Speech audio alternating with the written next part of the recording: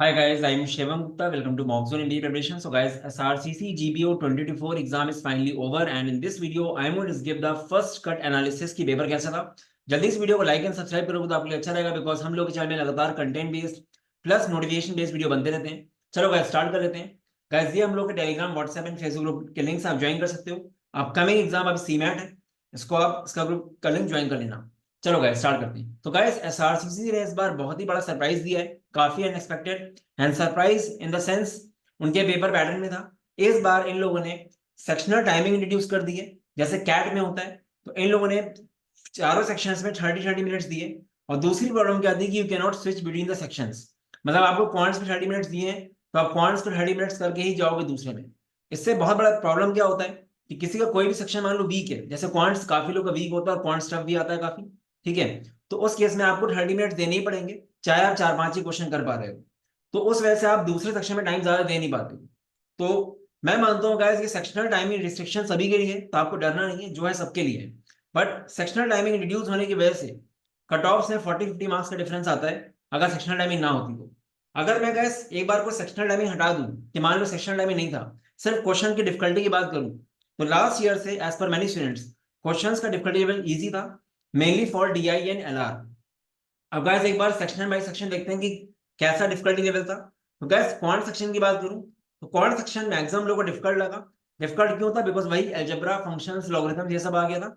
और दूसरी बात 30 मिनट्स काफी कम होता है 40 क्वेश्चंस के लिए। तो कुछ लोग बोल रहे हैं लास्ट ईयर टाइप था, कुछ लोग लास्ट ईयर से भी टफ बोल रहे हैं।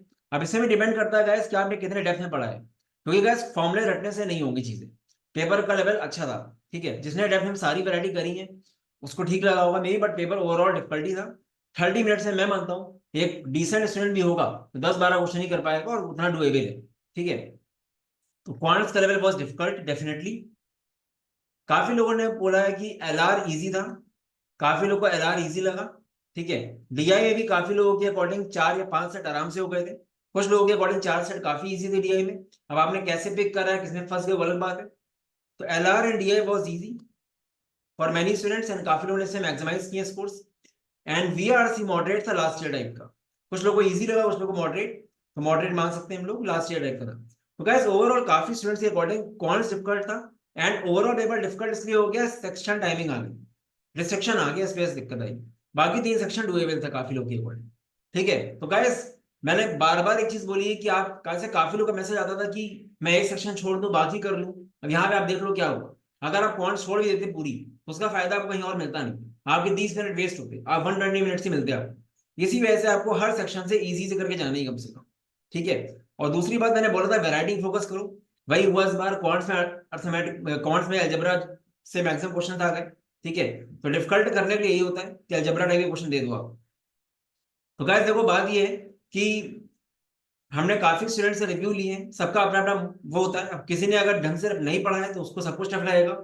काफी लोग ये अकॉर्डिंग तो लास्ट ईयर से भी कम कट ऑफ जाना चाहिए, बट जनरली ऐसा नहीं है बिकॉज 3 सेक्शन इजी है लास्ट ईयर से, ठीक है। मतलब 2 सेक्शन तो है ही इजी, एलआर एंड डीआई, ठीक है। तो मैक्सिमम स्टूडेंट्स के अकॉर्डिंग, जैसे मैं अगर अपने ग्रुप की बात करूं, ऑफिशियल ग्रुप की, तो मैक्सिमम स्टूडेंट्स का 80+ अटेम्प्ट रहा है। And there are students, few students है जिन्होंने 100+ अटेम्प्ट करे। कुछ लोगों ने 113 अटेम्प्ट किए, कुछ लोगों ने 120 अटेम्प्ट भी किए, ठीक है। बट मैक्सिमम 80 अटेम्प्ट किए। अगर मैं 80 अटेम्प्ट लेके चलूं एवरेज, तो 84 जा होता है 320, ठीक है। तो गैस अगर आप 85% की एक्यूरेसी भी रखोगे, स्टिल मैं मानता हूं गैस कि कट ऑफ जो होगा, ठीक है, बिकॉज ये समझो आपकी 4500 लोग एग्जाम देते हैं और around 6 times the number of seats call किया जाता है, ठीक है। जैसे 90 सीट्स हैं तो ये मानो आप कि अराउंड 540 या 600 लोग को बुलाया जाएगा। तो मेरे अकॉर्डिंग गाइस वो 600 बंदे पक्का होंगे जिनका स्कोर 250 के अराउंड आएगा, ठीक है।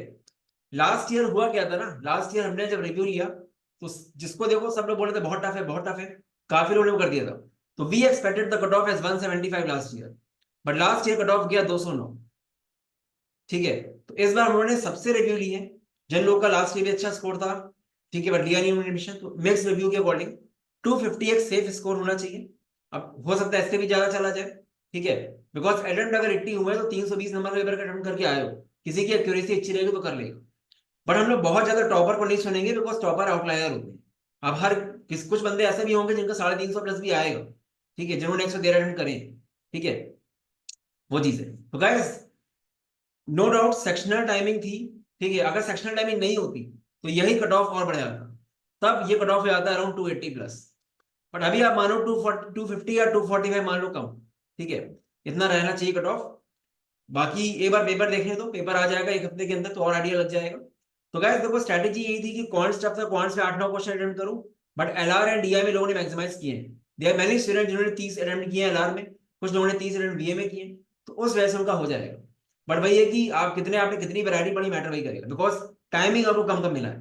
तो गाइस आगे के एग्जाम्स में यही बोलूंगा कि किसी भी एक सेक्शन को प्योर डिपेंड मत रहो, सारे सेक्शन में इक्वली फोकस करो, सब सेक्शन के सारे चैप्टर्स करके जाओ। बस ये कि अगर आपको कोई चैप्टर टफ लगता है तो उसके टफ क्वेश्चन छोड़ दो, इजी करो। पूरा पूरा चैप्टर छोड़ना बहुत बड़ा गड़बड़ हो जाएगा आपके लिए, क्योंकि अब चीजें बदल रही है गैस। मैं हमें ऑलमोस्ट हर वीडियो में बोलता हूँ वैरायटी फोकस करो, ठीक है। छोटा मोटा कुछ करने से गैस कॉम्पिटेटिव एग्जाम निकलना मुश्किल है आगे। तो एक प्रॉपर स्ट्रक्चर में तैयारी करो। सीमैट एग्जाम में अभी 2 महीने करी, सीमैट एग्जाम का फॉर्म नहीं आया, first week of May expected है। कोई अगर अभी भी स्टार्ट करेगा सारी वैरायटी के साथ आराम से निकल सकता है एग्जाम, ठीक है। बाकी सीयूटी सीडी में फोकस करो। तो गैस एक बार पेपर आएगा तो और बताऊंगा। तो जो हो गया गैस उसको छोड़ो। बाकी सेक्शनल डिस्ट्रिक्शन के लिए बिल्कुल टेंशन मत लो, क्योंकि जो चीज आपके साथ हुई है सबके साथ हुई है। इवन किसी को नहीं पता था ऐसा होगा, मॉक्स भी ऐसे नहीं थे, ठीक है। मॉक्स में भी सेक्शनल टाइमिंग कहाँ थी, ठीक है। बट अगेन डिफिकल्टी लेवल की बात करें तो काफी अच्छे रिव्यूज हम लोग के पास भी आए हुए, ठीक है। जैसे आप देख सकते हो review, felt like giving mock 7 on the mock zone, बस डिफरेंस क्या था, सेक्शनल टाइमिंग। तो guys LR and BA, LR and DI points का लेवल मान सकते हो बराबर था, ये थोड़ा सा ऊपर ही था एग्जाम में, but LR B and DI was same as our mocks. बस लोगों को टफ क्यों लगा, क्योंकि सेक्शनल टाइमिंग आ गई, रेस्ट्रिक्शन आ गया था, तो आप ज्यादा कर नहीं पाए, ठीक है। तो चिल रहो। अगर आपने 75-80 अटेम्प्ट करे हुए हैं, 85% एक्यूरेसी में, तो चांस बन सकता है आपका कॉल का, ठीक है।